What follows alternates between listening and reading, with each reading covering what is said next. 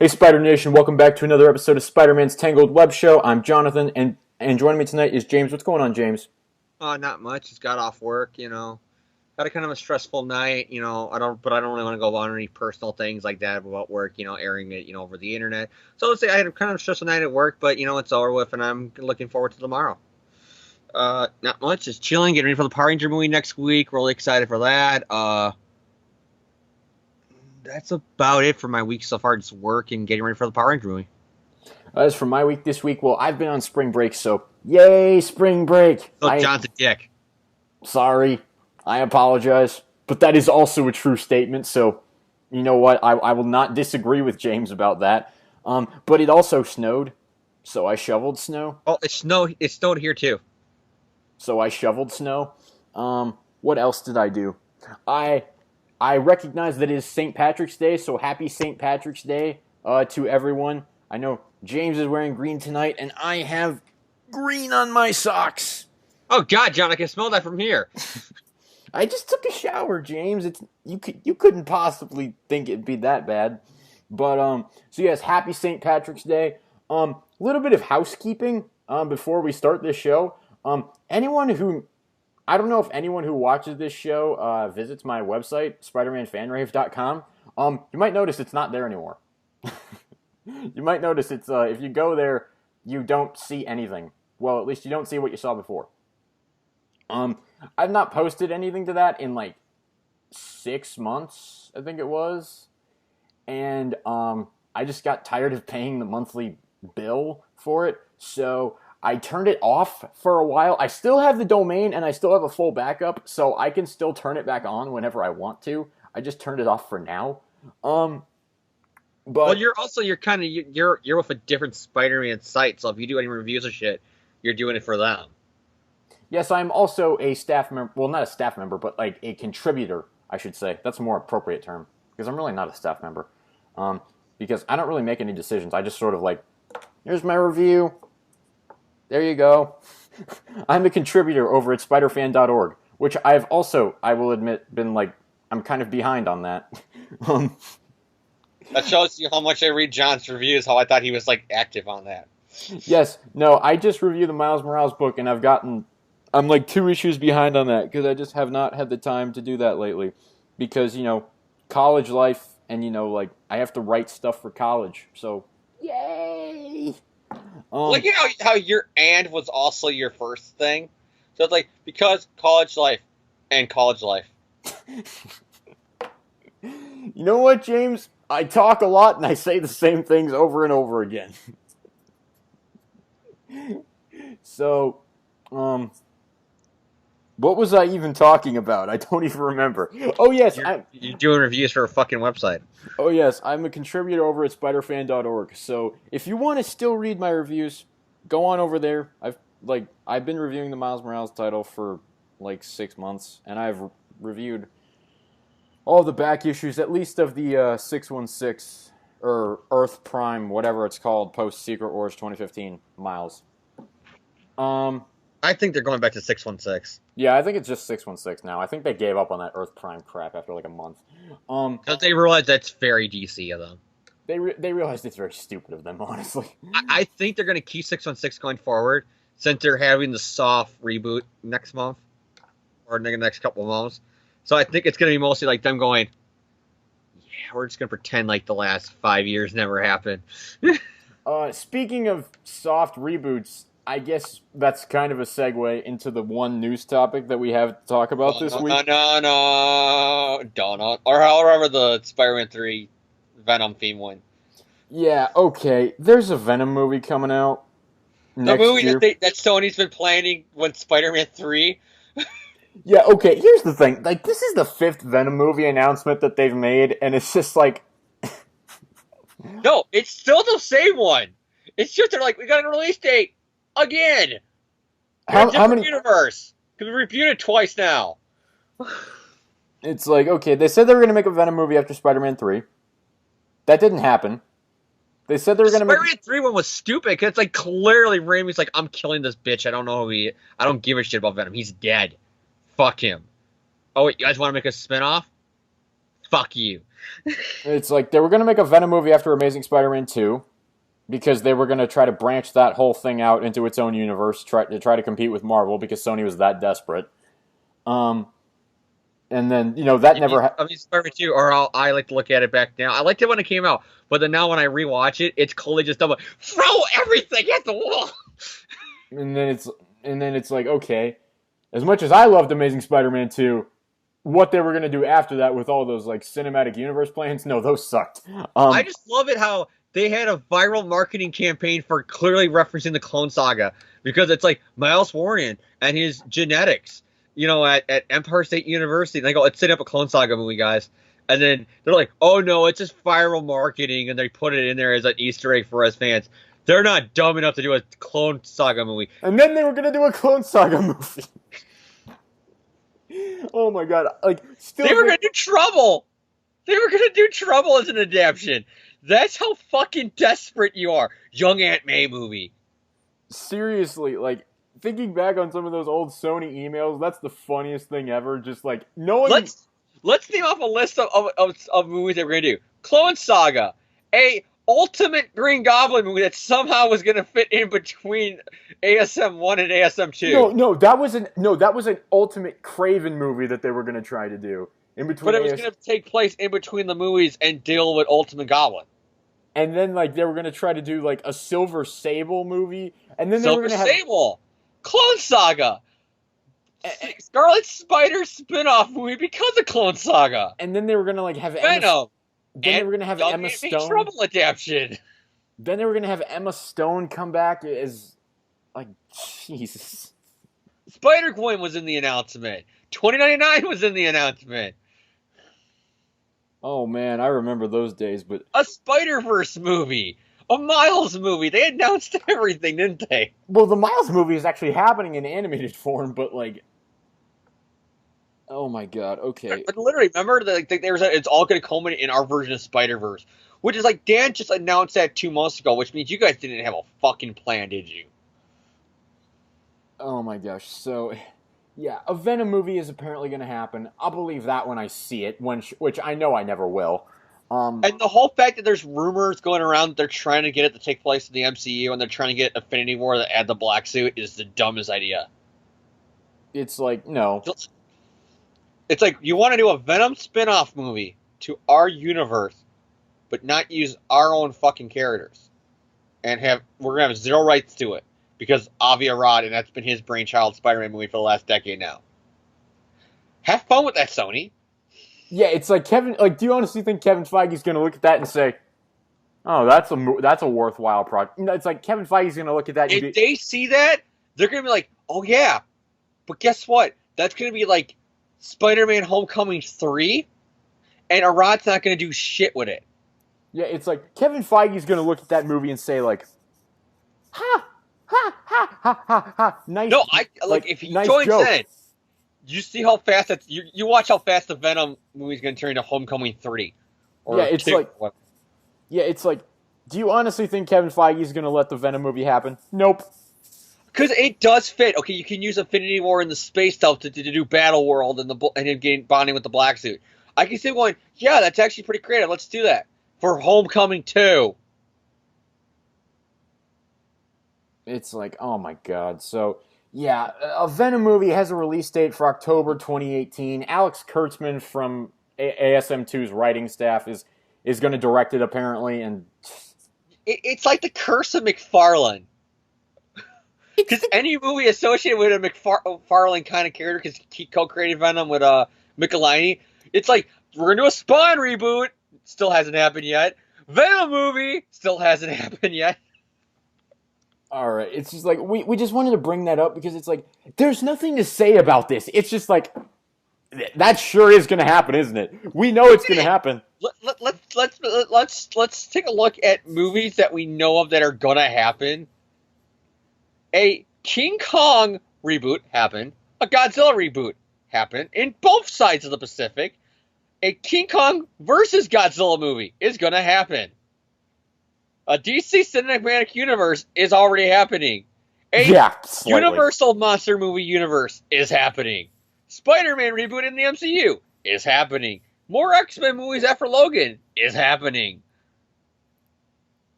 Venom, never gonna happen. A Power Ranger reboot, depending on how good the new movie does next week. But as of right now, there are plans for it to happen, a franchise around it. So, okay, it's just like, what the heck? We live in a movie where live-action remakes of Disney movies are a thing. Yeah, it's like Beauty and the But Beast. Venom movie has been in development hell for a year now, because 2007. It's like Beauty and the Beast just came out today. We've had Kong Skull Island. We've had Jurassic World. We've had. We're gonna get Justice League the end of this year. Like I said, Power Rangers is next week. A R-rated X-Men movie just came out a month ago. Heck, like just think about this, James. If I told you 10 years ago, Batman versus Superman, which has been in development hell going back to the 70s, got made a year ago, and the Venom spinoff still hasn't happened. You know who got a movie before Venom did, James? The Guardians of the Galaxy. It's like Ant-Man. If you told me 10 years ago that there was going to be a Marvel... Aquaman's getting a movie before Venom. It's like... Venom movie is never happening, people. Let it go, Avi Arad. Let it go. Okay. Listen to Frozen. That also was a movie before Venom. And I don't care what people say. Frozen is a reboot of Santa Claus is Coming to Town. Okay, but speaking of people coming to town, Norman Osborn has come back to town because Amazing Spider-Man Volume 4, 25 was released this week. Oh, yeah. Isn't this a great storyline involving one of Spider-Man's greatest villain, Dr. Octopus? Oh, boy. It was $10, James. What'd you think about that? It was $10. He said something. I assume he said "fuck you." It was literally my wallet saying "fuck you" to me. In fact, here's my wallet right here. What are you saying? Oh, suck my dick, Marvel. Well, naughty wallet, naughty wallet.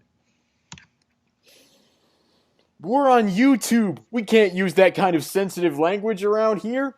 No, we can. We're not monetized. We don't got to worry about shit. Yay for not being for profit. Yay for operating at a loss every single month. Actually, no, we're not operating anything because I don't pay anything for this show. This show's free. Yeah, it's like so. In fact, actually, no, we're not because this episode costs us $10. Yeah, so yay for operating at a loss every month. This episode literally cost us $10. You're welcome, people who watch our show. $20 between the both of us. That's $20 less dollars. Oh God, we double the same comic. Okay. Jeez, I'm sorry. Forgive my yawns. What was I talking about? Oh yeah, Amazing Spider-Man Volume 425 came out this week. It was $10, and yeah, there's a 40-page main story, and really only one backup that's worth anything, which we will get to. I have a feeling we're going to talk more about the backup than we are the actual main story. Even though I just told John that literally my review of the backup can be summed up in like 2 words. Yeah, it's like I'm going to recap the main story, and James is going to do the backup. James's recap of the backup is going to be approximately 25 seconds long because, and then the rest of it's going to be me ranting about that 25 seconds. So enjoy. All right, so the Osborn Identity Part 1, Bug Hunt. Dan Slott writer, Stuart Immonen pencils, Wade Von Grobiger as the inker, Marte Garcia as the colorist, lettering VC Joe Caramagna, cover artist Alex Ross, assistant editor Allison Stock, associate editor Devin Lewis, editor Nick Lowe. The cover is actually an homage to Spectacular Spider-Man magazine number 2, back from 1968, redrawn and by Alex Ross and his team. Basically, the recap of this issue, we are in the drug capital of Delvadia, which is a mission undertaken by Spider-Man and S.H.I.E.L.D. Yeah, S.H.I.E.L.D's back in this book because no one demanded it. And basically, they're operating from flying spider drones, and they're drugging a bunch of people. James has already given up on this comic. I gave up on it. The fact when I saw I had to pay $10 on it. So yeah, the spider drones, they're releasing tranquilizer darts to these thugs on the street. They're hitting them and they're knocking them out. Meanwhile, a ghost-like figure goes down and surveils the situation. Spoiler alert, it's Silver Sable. Everyone knew that the moment she showed up. The spider pods dig down underground, and Spider-Man leads a team consisting of Mockingbird, a new tarantula, and a new devil spider. And basically, he's taking this mission very seriously. They're asking him, wait, Spider-Man, how did you get this intel? How did you even know that Osborn and his drug smuggling group are down here? And he explains how he got the tip from the Kingpin because the Kingpin owed him a favor. They run into an army, to a small army of goblins, and Peter engages them. The Shield team does their best against the goblins. Silver Sable basically sets a bunch of explosive charges up around the perimeter on the surface, and she sets them off, and it causes a lot of chaos and destruction in the tunnels where they are. Spider-Man spots a guy who he thinks is Norman, but it turns out to, spoilers, actually not be Norman. And Mockingbird's telling Spider-Man how he's being kind of reckless, how he's not really listening to the team, and how he needs to really get his head in the game. And Spider-Man's basically still throwing a pity party for himself about Clone Conspiracy, and he's still angry at the world. So he's saying, if I can make a quote to a Hulk Hogan movie, but I'm going to change the words. He is Christopher Lloyd's character. I was cloned today. So, Peter's saying, you have no idea what I've been through, what I've lost. I need a win, Bobby. I want Osborn.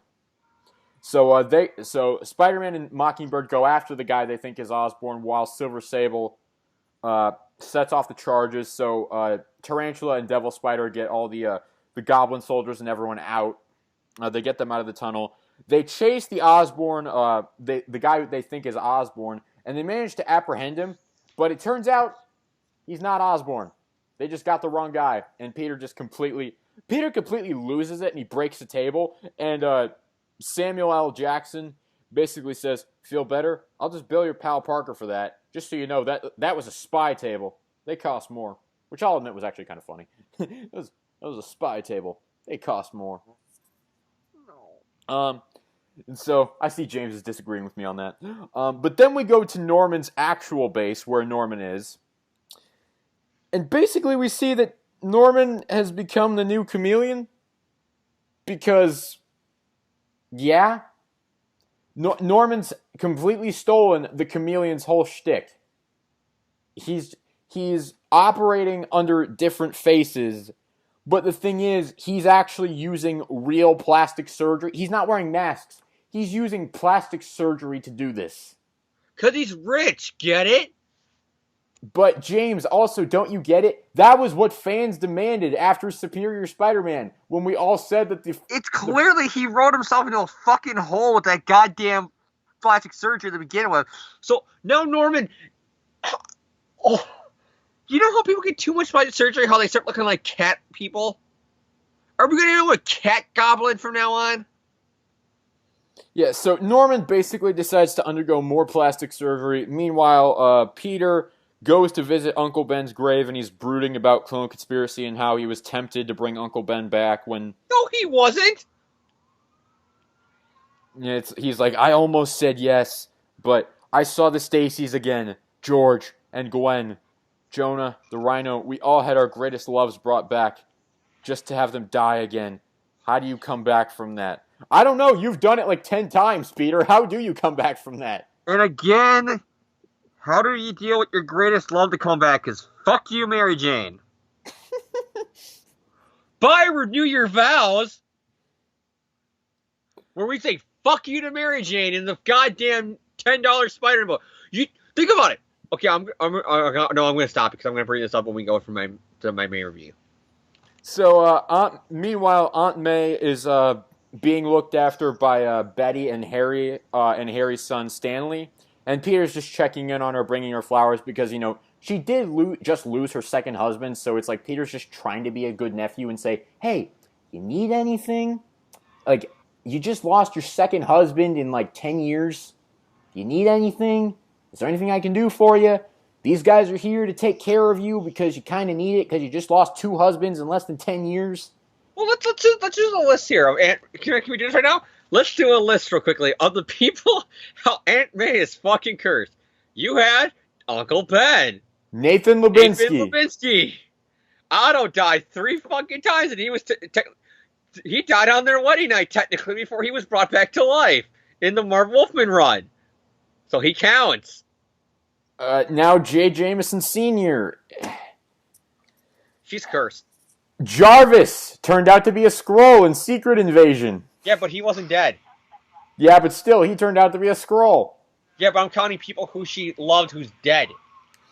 But it's like, so Aunt May's had a... Oh, Ultimate Aunt May. Didn't their version of Miles Warren die during Ultimatum? And she was dating him at the time.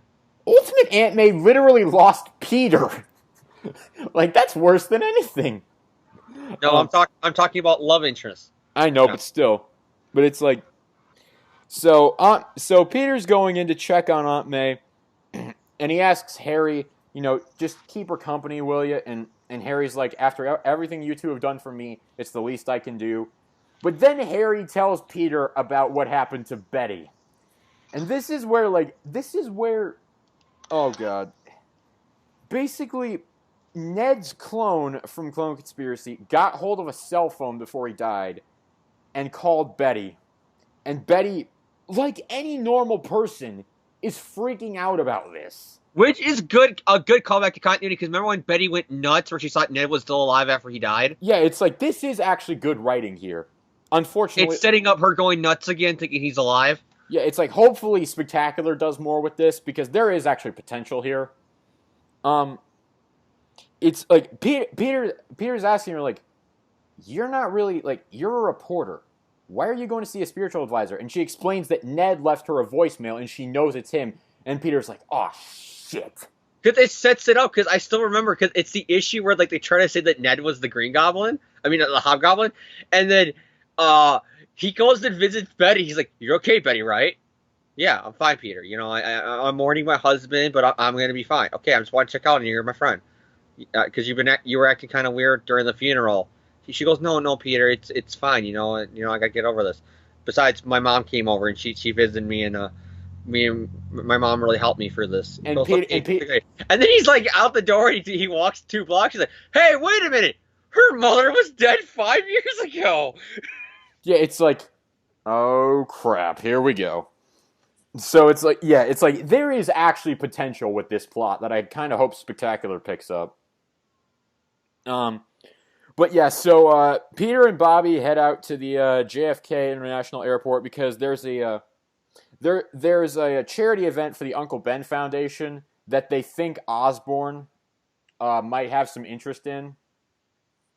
Not necessarily that, but they were saying that there's sightings of Osborn's drug ring in major cities all around the globe. I want to bet that they're going to say that the Osborn drug is going to be called Oz. Yeah, probably. But so the Osborn drug ring has meetings all around the globe in major cities, and one of them is in Hong Kong, where an Uncle Ben Foundation event is being held. And so they're going to try to surveil that event, and they're going to try to use that event to cover their undercover mission to find Osborn. Oh, and also, while they're on the plane, Peter asks Bobby out on a date. But he does it at, like, the weirdest time possible, where she's literally, like, 5 minutes awake from a nap. And he literally wakes her up from a nap to ask her out on a date. And I'm like, okay, look, Peter, I'm not an expert on this, but I feel like your chances are going to be diminished when you wake someone from sleep to And ask them. John, remember, this is the guy who, along with the rest of the brain trust, vetoed Peter having a relationship with Miss Marvel because Peter shouldn't date a superhero. I would have loved for Peter and Carol to get together. I would have loved that. Are you? Oh, I don't anymore. Civil War II retroactively ended any hope I would have had of them two actually being an okay relationship. Okay, but just as Peter asks Bobby on a date, Aunt May turns out to have stowed away on the plane. And Harry did too. Because Aunt May doesn't want to just sit around the house and mourn. She wants to actually get out and do something. Which, you know what? That's actually kind of nice. So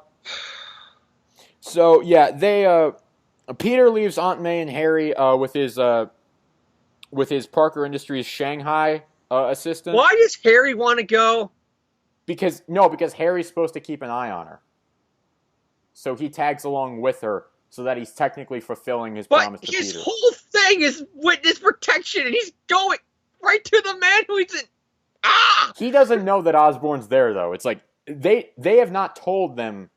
Peter and Bobby are going on a mission undercover. It's not like they're telling everyone about this. So yeah, Peter. But the point being, why wouldn't Peter tell him so they could turn the plane around and drop Harry off someplace else? Like, Harry, we're going after Norman. Oh, thanks for telling me. Drop him off someplace else.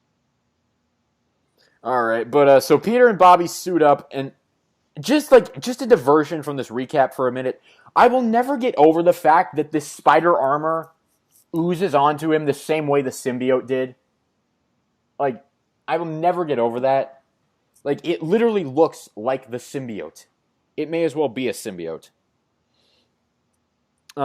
So they knock some heads, they crack some skulls around Hong Kong to try to get some information on where Norman is. And they eventually find out that Norman is using the Parker Industries Uncle Ben Foundation event as a cover for basically for this meeting with all the big players, handing out it's a black market weapons expo, special invite only. And so he's meeting with all the big players, and they're using the Uncle Ben Foundation as a cover. I was pulling some actual quotes from the panel there. So Norman shows up at the event wearing yet another new face. He hasn't gone back to his original look yet. He's wearing that face this time. Bart Hamilton. Yeah, it's like, I was gonna say he looks like somebody, but I can't remember who the name is. He does kind of look like Bart Hamilton. You know why I think he looks like Bart Hamilton? Because it's comic shit. James, what do you say to this comic? I got your shit, and throw it out the window. So Norman's walking around the event, and all of a sudden he hears, "Anything else I can offer you, Mr. Osborn?" What? But then he looks over and sees Harry. "No thanks. Any more and I'll burst. And you must have missed the Parker Industries memo. Had my name changed. It's Lyman now. Harry Lyman." And even Norman's like, "Are you fucking kidding me? Are you that stupid? Did I raise a son that stupid?" This is the second time that Dan Slott has done this. I'm calling out that everybody's pointing out it's a dumb idea. So it's not a dumb idea. No, it's still a fucking dumb idea. And so then we see Silver Sable once again in stealth mode on the roof. Peter sees the sniper she's holding floating in midair, and he's like, "Pretty sure that's not supposed to happen." So he kicks Silver Sable. Peter and Bobby engage Silver Sable in battle. Peter hits her with Z-coil webbing, or electrified web coils. And he manages to short out her systems, and it's revealed to be Silver Sable, and she's just like, "You moron, I was going to take out Norman Osborn, and you just stopped me." To be continued. Dun, dun, dun. All right. I'll go through my review of the issue real quick, because I have less to say about this, I think, than James does. I have pros and cons. I have positives and negatives with this. I don't think this was the worst thing I've ever read. I'll get the negatives out of the way first. What the heck is this Goblin Chameleon BS? I don't like that Norman is stealing the Chameleon shtick. Why? It's like, he's Norman. He doesn't need to do this. For Christ's sake, this is the guy who was the head of Hammer. It's like, this was the guy who basically controlled the world less than a decade ago. And now he's forced to underground drug smuggling and ripping off other villains. It's like, no, I don't see this. Like, this doesn't make sense. I don't like what they're doing with Norman and him constantly changing faces. It's like, if I want to read that, I'll read a Chameleon story. So I don't like that. And also, I don't know about this. I don't really know about this art style. Oh, James, I'm so sorry. No, not from you. It's from the comic. But I'm mixed about this art style. I feel like it's a little bit too dark. I don't know if that makes any sense. I'm not very articulate when it comes to artwork because I'm not very well versed in the craft, but I don't feel that the style really reflects the character or the story that well. I feel like it's a bit too dark, a bit too gritty. I feel like there should be, I don't know. And they've said that Stuart Immonen is going to be the new regular artist on this book. And so this is going to be a style that we're going to have to get used to. And I'm just, I don't know. Maybe I liked his work on Ultimate, but it fit with Ultimate. I'm really going to have to be sold on it here. I'm not digging it as much. I think it's really dark here. If you saw him during New Avengers and Ultimate, it was a lot more colorful. Yeah, it's like, because his Spider-Man, I think, looks good, but his other characters look really dark and like there's a lot of shadow. Like, I don't really like it when they do. I almost feel like maybe it's because of the story they're telling. I'm thinking about that too, but I don't know. I feel like it doesn't fit as well, and especially when they do the dramatic shadow effect a lot, it doesn't always work for me. But pros, I will say that I don't know. I really like the supporting cast stuff. I do. I think there was a lot of potential, particularly with Betty's. Like, even though it was only one page, there is potential in that for some decent character arcs. So I think if they explore that either in Amazing or in another title, I think that could work. The supporting cast stuff was really good, and I did like Peter checking in on Aunt May, just making sure that she's okay. I like that. I liked the opening action sequence. I thought that was good. I liked how Spider-Man was very confident in what he was doing, how he encounters, what he calls a small army of goblins, and he's just like, these guys are posers. I can handle these guys in 5 minutes or less. I really enjoyed that. I really liked his confidence there. I will admit that Peter's anger in this story does make sense to me. I was making fun of it during the recap, but it does kind of make sense to me how he is, he's in a weak place right now. He's in a dark place, and he needs to take down, he needs to take this guy down. He needs a win, and I do understand that. The cliffhanger of Silver Sable being revealed to be alive, everyone knew she was alive, so it's not really that big of a deal. We all knew it was Silver Sable. Like, I don't think there was anyone who was actually surprised when the cloaked woman turned out to be Silver Sable. It's like, she talks like her, she acts like her, it's Silver Sable. She's really bad at undercover. Yeah, it's like, for someone like of her occupation, she's kind of bad at that. But I will say, overall, I'd probably give this issue a thumbs sideways. It's not a thumbs up because I didn't think it was amazing, but it's not a thumbs down because I didn't think it was terrible. I'll give it a thumbs sideways. There's pros and cons to it. The art is meh, and the Norman plot I'm not really too fond of, but there are a lot of good character moments and some potential, there's potential for some good setup here that I think save the story quite a bit. So I give it a thumbs sideways. Not perfect, not terrible, a passable grade, I'd say. So, James, what did you think of this main story for Amazing Spider-Man 25? This was me reading it. Aww. I can't read it. It says, read it because of the light or whatever. It says, help me. With an exclamation point. And the only person who can help me because of how bad it was this was a job for Superman. Because this was bad. Yeah, I did not like it. Not as bad as I didn't like Superior or Clone Conspiracy or any other damn stuff. But there are little things in here that just, like, I'll bring up the first thing I wanted to rant about before I don't forget about it. How many variant covers, John, did this have of Peter and MJ? what was it, 6? I heard 7 or 8. I think it was a lot. Like yeah, I think every variant cover was Peter and MJ. there were a lot, which I don't even really Not only is she not in the book, but Peter outright says Gwen Stacy was the greatest love I ever had. And he also asks out Mockingbird in this book. I'm not talking about the asking out Mockingbird part. They had 7 or 8 Peter and Mary Jane variants that could have went to renew your vows and would have fit. And no, it was put here. And he outright says, I can understand how they felt seeing Gwen, and just like I can understand how Kingpin and Jonah felt, because your greatest love came back to you. And it's like, fuck you, Mary Jane. Fuck you if you bought the Peter and Mary Jane going on a shopping spree variant cover. That was, again, another middle finger. Like, you call Gwen his greatest love interest. Like, really? It's like, that's the thing that annoys me as a Spider-Man fan. Because it annoyed me more when him and Mary Jane were openly married still in the books, and he was saying that shit. But the whole fact that you went out of your way in a $10 comic to bait and switch fans again, because I didn't believe they were going to get back together in this issue, because slits for Spectacular are already promoting him getting a new love interest.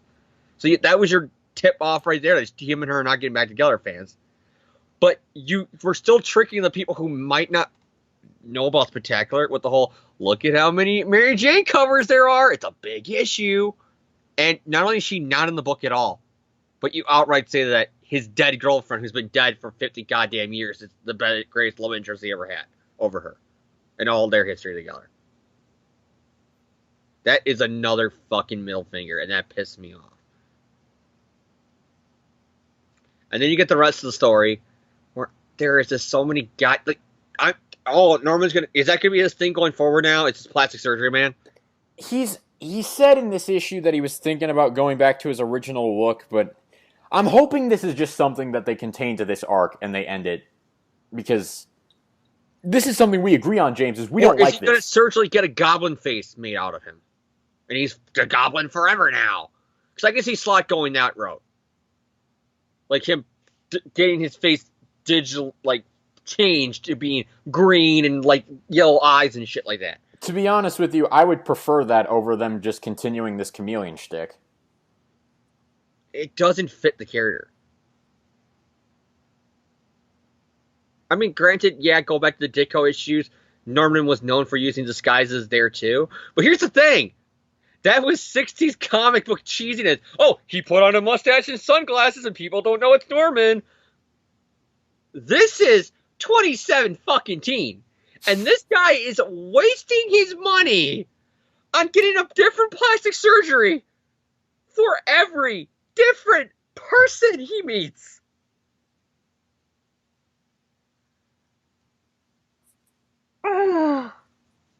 He was better off just saying he was working with the chameleon. And these are all masks. Why? You're not using chameleon. Why not do that? That would be simpler, wouldn't it? Yeah.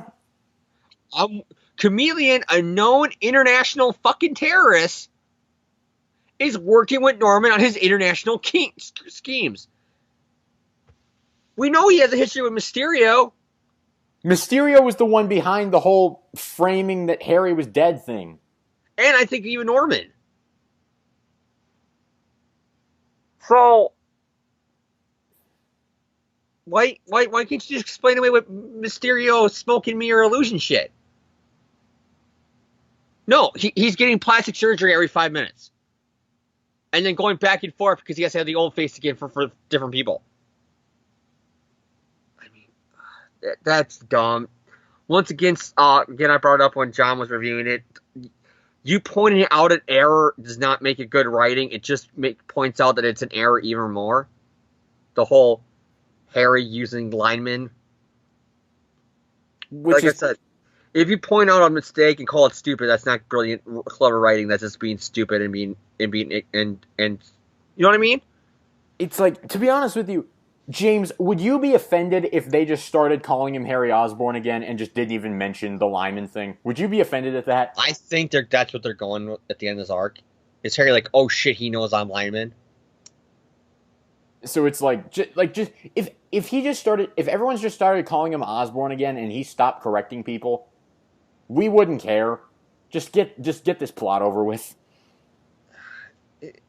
Because how many people now have pointed out that that's a dumb thing? Tony, I know for sure. Didn't Mary Jane do that too? But that might have just been her like agreeing with Tony. I think I remember in her raging bitchiness also pointing out how dumb Harry is for that. No, I think it. No, because I remember Tony was just like Tony Stark looked at him and he was just like, "Are you honestly that stupid?" And Harry's like, "I'm not trying to hide," and Tony's like, "Yes, you are, because you're witness protection." And I know I'm not trying to hide. That's why I'm hiding. I think it was. Didn't Johnny Storm give him crap about it too? Yeah, I think Johnny Storm did. Because it was in that ridiculous. And it doesn't even work because Norman called him out on it. Yeah, it's just. It was a inner monologue, but he did. The Aunt May thing. Give the character time to grieve. Don't have her immediately going like, "No, I'm going with you," because I'm not going to mourn over losing my 4th dead husband or fiance.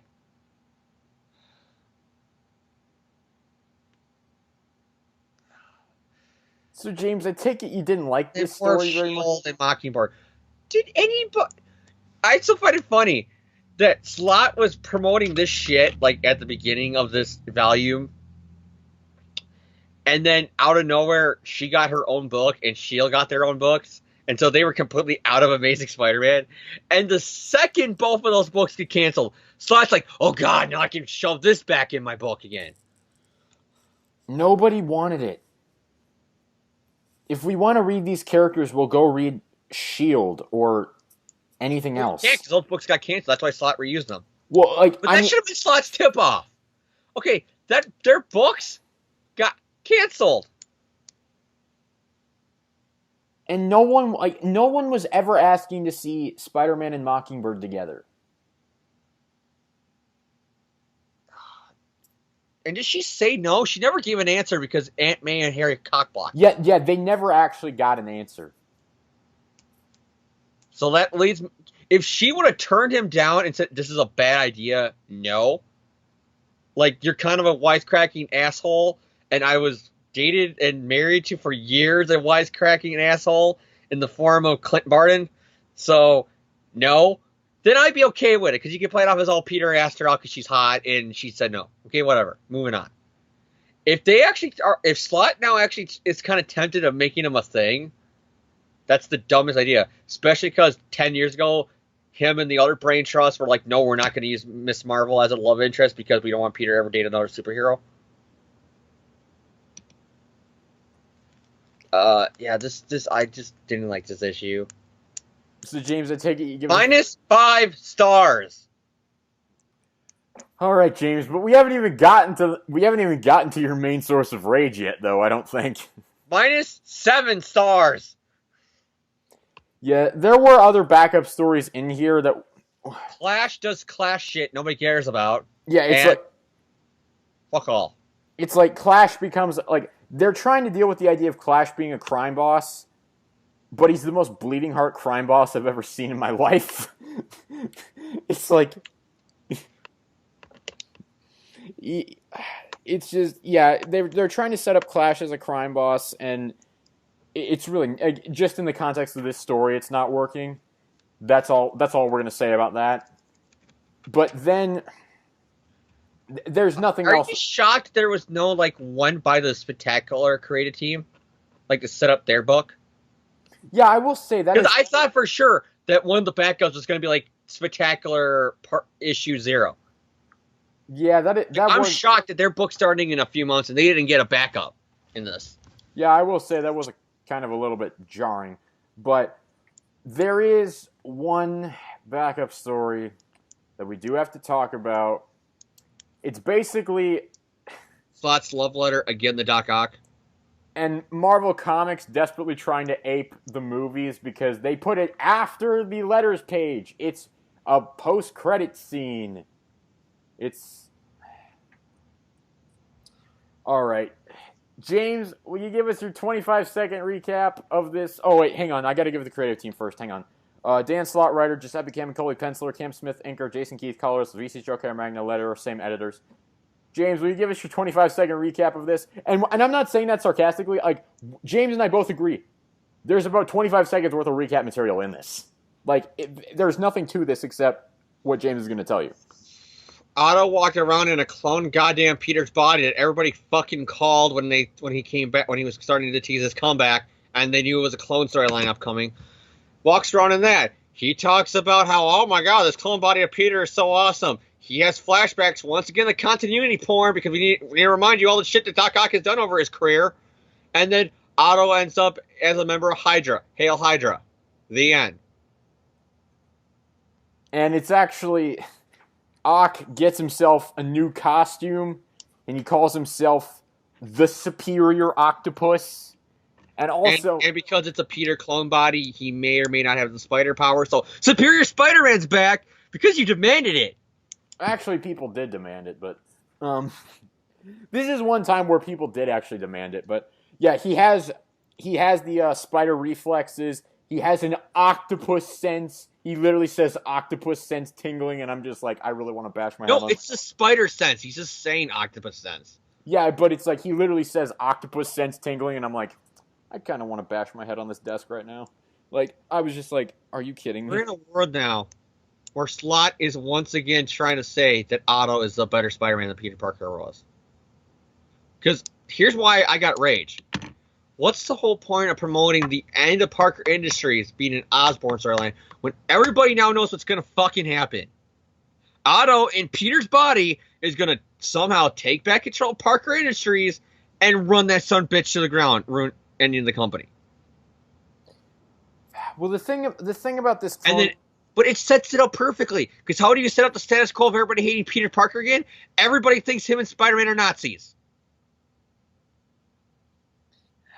The idea of this clone is that it's a clone body that's made from both Peter's DNA and Otto's DNA. So he kind of looks like Peter, but there are more predominant facial features of Ock. So he basically looks like a fusion of the two of them. And also what's established in this backup is that Parker Industries, because of what they did with the webware by sending out that signal, basically there's a massive recall of the webware, and people are complaining of nosebleeds and vertigo. I'm quoting that from the comic. And basically their stocks are in free fall. Parker Industries is being hammered with lawsuits. And so Parker Industries is already starting to collapse at this point. And Arnim Zola comes in and basically tempts Otto with a team-up to bring down Parker Industries. That's Ock's whole goal in this. Here's another problem I have with the fall of Parker Industries. How many fucking times has this happened to Tony Stark, and then after a few months it was like, and it's okay? I mean, this is the Marvel Universe. A supervillain used his technology. You would think that their company would not be liable. The fact that New You used their technology without their permission and fucked everything up. It's... you think that would be some insurance that Tony Stark would start? And the thing is, it's like, they've kind of blown this by putting this backup in here. It says, to be continued in Amazing Spider-Man number 29, Secret Empire. So we know that Spider-Man is going to tie into Hydra Cap and the Secret Empire event and everything. But how many times have Dan Slott during his run, when you had Age of Ultron and Original Sin and Civil War 2, and said, I don't want to focus on crossover events. I don't want to focus on. You want to use Otto? Well, here you go, a big Spider-Man tie into the crossover event. And the thing is... You get it. You love the Superior Spider-Man. And the thing is, by using Ock like this, and by putting this in this issue, you've kind of already undermined the excitement that we have in the Osborn story, because we're already curious as to what's going to happen with this. How this is going to tie into Secret Empire, and how this is going to set up the Spider-Man soft reboot with Spectacular and all that shit. It's like, you've undermined your reader's excitement in your next 3 issues, because we all just want to get to issue 29 to see, okay, It's like, okay, how do Otto and Hydra manage to take down Parker Industries so that we get Brand New Day Volume 2? Because, I mean, like, we pretty much know that's what's going to happen, is the soft reboot of Marvel Rebirth, and that's what's going to happen. I mean, we don't know it for certain, but based on rumors and everything we're hearing, soft reboot of Marvel Rebirth. Spectacular's, interviews are pretty much outright saying that that's happening. Yeah, it's like Spectacular. They're setting up the classic status quo in that book. Yeah, it's like Spectacular is not doing anything to dispel those rumors. In fact, they are like one of our big pieces of evidence for it. And so it's like, well, what's Spider-Man going to do if Slot's still in the book? How are you going to get that new blood into it? Oh, a new satellite title that's going to focus all on that. And so, I mean, I'll just give my thoughts on this. Here's the thing I will disagree with James about is I don't mind the fact that Ock is the one to bring down Parker Industries because he is the one who started it. So I understand wanting to bring the story full circle. My problem with it, though, is the fact that it's like Slott will just not move on. We just ended a big arc with Otto, and he's already back in. One issue later, he's back. I understand them wanting to bring the story full circle. Now, here's what I know. Here's what I'm thinking they're actually going to do. Why did you save this for the ending of the Osborn arc? Instead, you're already telling us that Otto's a more major player than Norman is. Yeah, it's like that would have been better. If they'd saved this for like a post-credit scene of issue 28, then it would have made sense. But here's the thing. I kind of do have a feeling, and this is a complete theory on my part. I have no evidence for this. But I have a feeling that Slott may actually not be long for Amazing Spider-Man. At least not in the form that he currently is. Because here is the thing. With them bringing Otto back like this, I have a feeling that they're going to spin this off into his own book. And they're going to put Slott on it. Because Slott will not give Superior Spider-Man. He'll do both. He will drop... Slott will... He already said they're going to have to drag me to get me off Amazing. So if they want Otto back in a Superior book... he's just going to get rid of Peter. Well, okay, Peter can be over in Spectacular. Peter Parker, the Spectacular Spider-Man. And then we'll have Otto Octavius, the Amazing Spider-Man. I would not be okay with that, first of all, having Ock lead the Amazing Spider-Man. How much you want to bet that's what's going to happen? Spectacular is going to be the Peter book, and then Amazing is going to become the Otto book. I'm going to be honest with you, like, I'm going to have to believe, because there's no way... If they didn't want to spin this off into his own new character, or into his own new book, there's no way they would do this. There's no way to redeem Otto. He's been a vicious goddamn monster since Amazing Spider-Man 3. You can't make him the hero. The whole fact that we live in a world where Ben fucking Riley and Black Cat have been turned to villains, and he's trying to turn Otto into a good guy, is fucked up. Well, that's the thing. He's not trying to turn Ock into the good guy here. In fact, he's doing the exact opposite. We've seen. But I think deep down he wants to still be writing Superior Spider-Man. Oh, we know he still wants to be writing Superior Spider-Man. He's already said that. He has gone back and forth between if Spider-Verse was supposed to be happening during Spectacular Run, or it was just pushed back to being a Peter event, or that Marvel out of nowhere says, no, you got tied into Amazing Spider-Man 2, you got to bring Peter back. And so it kind of got fucked over and Peter to be back. Because I think the way he has treated Peter since Superior shows he would rather be writing Otto. The fact that Peter has been a guest character for 90% of his own goddamn title since then. There is no way in heck that they are going to not spin this off into his own book. Superior Spider-Man is going to come back. Like I am fully confident in saying that. I think if they do that, it's going to be amazing.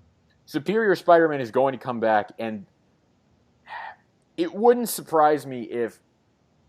It honestly would not surprise me if what they did afterwards is they dropped... Maybe Marvel Rebirth comes along and they drop the Amazing Spider-Man altogether. I can't see them doing that because their whole big thing is we're going back to Legacy. The rumor is they want to say it's Marvel, make my Marvel again. You know, it's going to be a modern day version of the 60s and 70s. I can't see them doing that and saying goodbye Amazing. You know what I mean? I don't know.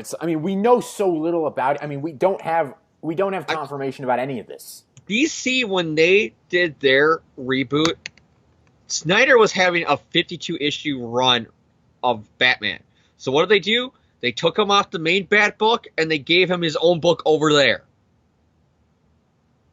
Marvel themselves originally was going to do that with Sinitsky's run when it got really long. They were going to originally have Mark Millar and his team be amazing in their storyline, and then Marvel Knights was going to be a continuation of Sinitsky's run, but then they decided last minute just to flip it and keep Sinitsky on amazing. Why can't they do that with him? Give him Superior, and it's over there, and give somebody else amazing. I have a feeling, I have to feel like that's what they're going to do, because that's the thing. I feel like... I can't see it, because they already said in spectacular, interviews, Slot's going to do what he's doing in amazing, and I'm going to be over here doing my stuff. So they outright already said Slot's still on amazing. Yeah, well, maybe not, because, they've said that's at the beginning of the book, but they haven't announced Marvel Rebirth officially yet. I don't know, but... I think they're saving that for, the first issue of Secret Empire, so they can use that to help promote the event. I don't know. We are literally just delving into theories here and speculation. I'm going to say it right now. Unless... The only way I can see Otto becoming a Superior Spider-Man again after this is if they put him in Amazing, make him the main character of it, and then Peter's in Spectacular being the main real Spider-Man, and then you got Miles off being his Spider-Man somewhere else, and you got Ben Reilly being the Scarlet Spider somewhere else. Which, by the way, they're bringing Ben Reilly's original costume back because they we don't know for sure. It's just they show a cover with the classic suit. That could mean anything, but I think it means they're going back to the classic already. All right, but any other thoughts, James? We've none. That backup just made me now know I'm not going to enjoy the end of the Norman arc, because no matter what happens here, it doesn't fucking matter, because we know Slot's building up to the big Marvel event, and it's because of Otto. Like I said this before, and I think you agreed with me. Slot couldn't go one fucking issue without writing Doc Ock.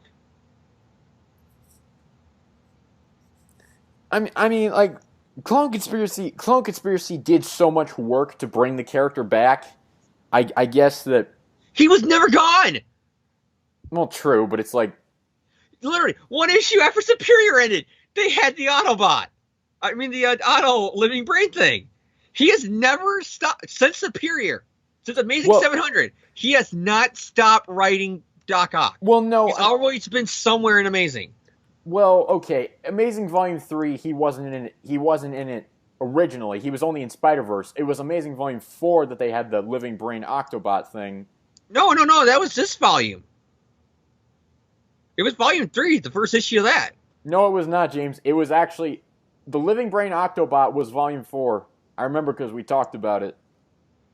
But oh, no, Volume 3 was just nobody was shut up about how much better Otto was than him.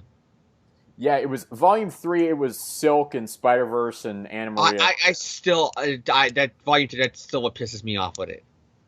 It's the fact that Anna Maria and Shijani and almost everybody was pointing out, I liked you better when you were kind of a dick to us last year. What?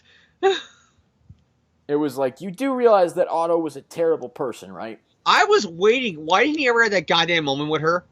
With Anna Maria? Where he goes, you want to know what your boyfriend, who was better than me, how he got that way? He illegally had my body. So that's identity theft. Fraud. He frauded to get a doctorate and form his company.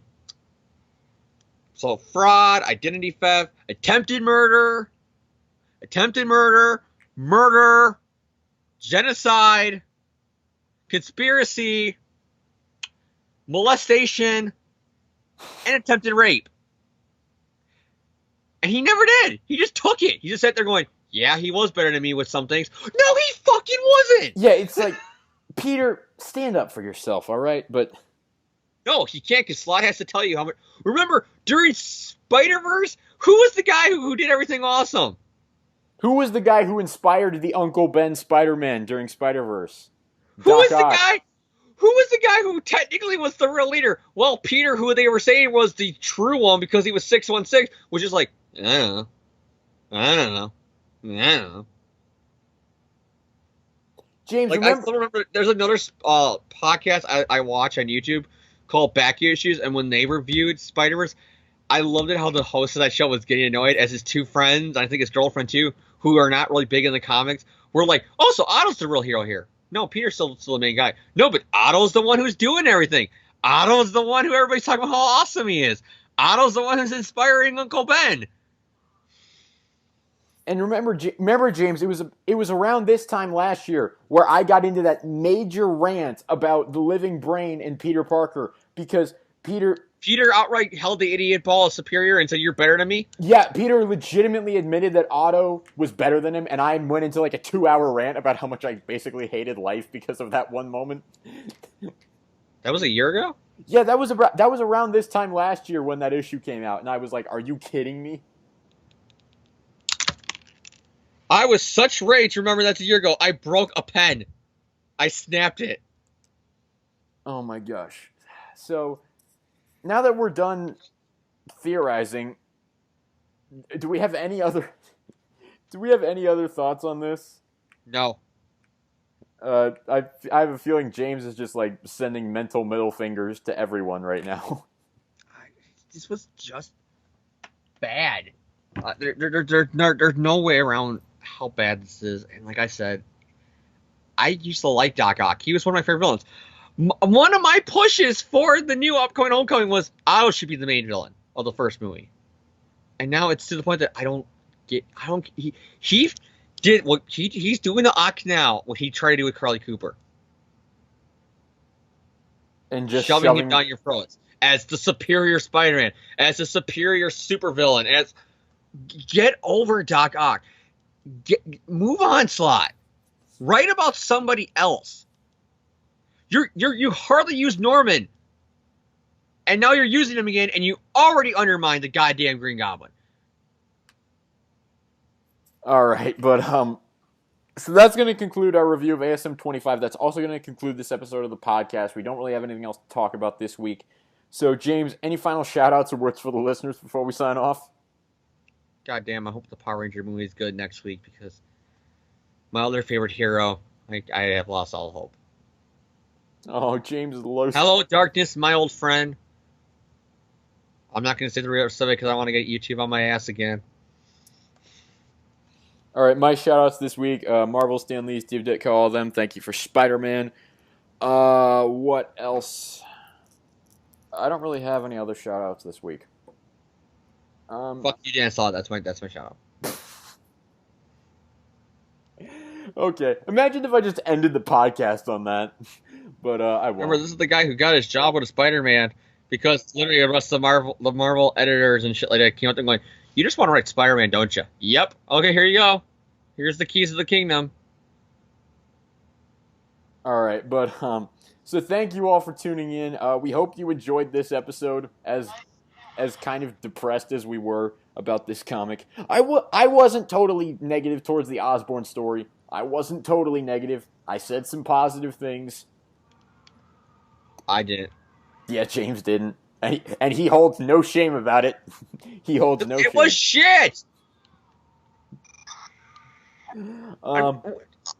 If a comic's good, I will call it good. The whole fact that I'm like, I'm not going to name names, but certain other people in the Spider-Man fandom who do podcasts, and the fact that I'm as bitter as they are now to my favorite character pisses me off. All right, but on that note, we shall leave you all for this week. So thank you all for tuning in, and see you later.